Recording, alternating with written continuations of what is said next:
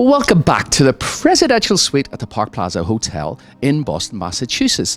We are going to continue discussing what happened in the recent Pro Smooth at the DBDC. We have now made the top three, come from Florida and finishing third in each dance.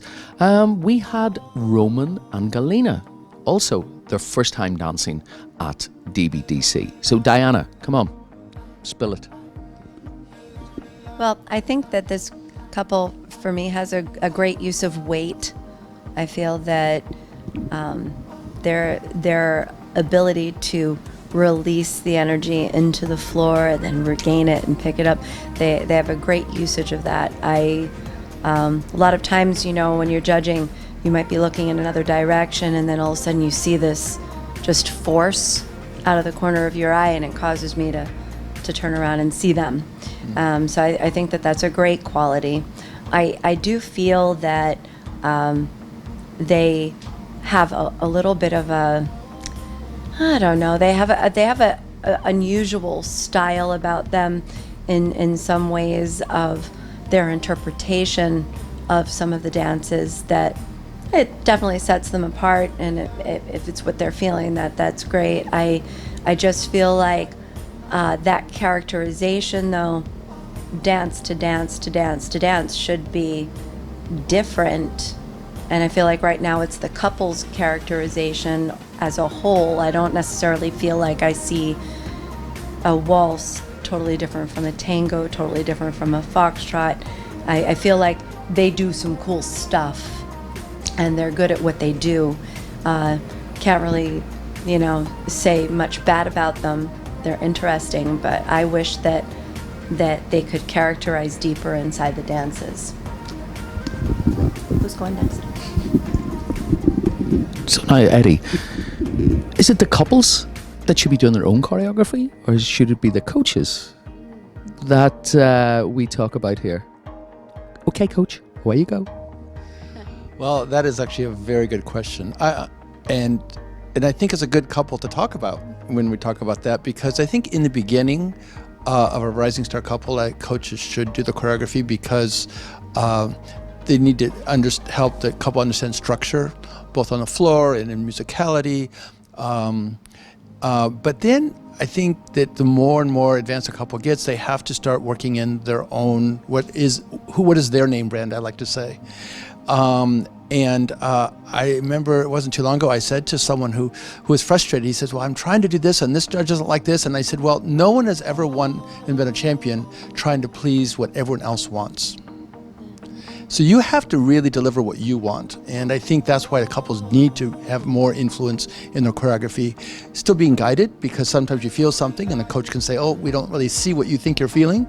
But I do think it's important. And I think that it'd be good for all of those couples to have sessions in which they just really work on what they want to feel choreographically and really go out on a limb and try to develop that more. So to follow up on what Diana was saying is I do feel this couple has something exciting and different about them. And at moments it really takes me. And that's when I usually reward them for it. Then there's moments that I feel like it gets lost a little bit.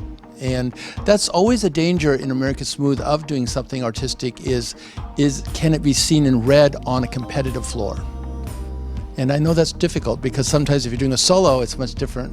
You can really do, so you have to think about that. And I think it's very possible, but I do think that that's something they need to continue to develop to try to make sure that all of their intention is clear, clearly read amongst all of that's going on the smooth floor. I have to say Galina has improved a lot in her technical skills from her last partnership, and she always had some specialness about her dancing. And I feel with Roman, it's a really good foil for her with his technical skills. So I would just like to see them keep developing what they're doing and making sure it's shown very strongly and very clearly. Marat, what are you going to say about all of that? Well, it's not easy now to say anything after these two giants.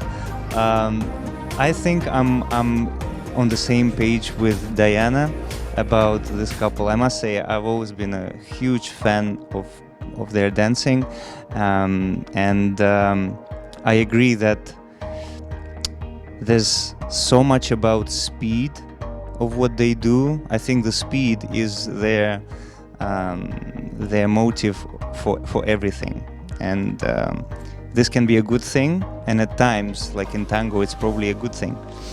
But I find that in other dances, maybe a little bit more of attention to basic steps and the way you do your basic steps, through which you can actually portray every separate dance. Because sometimes on a really good couple, even if they do a complex figure, a very syncopated or very intricate, you can still see behind it a certain basic flow of a waltz or a foxtrot or a Viennese or a tango.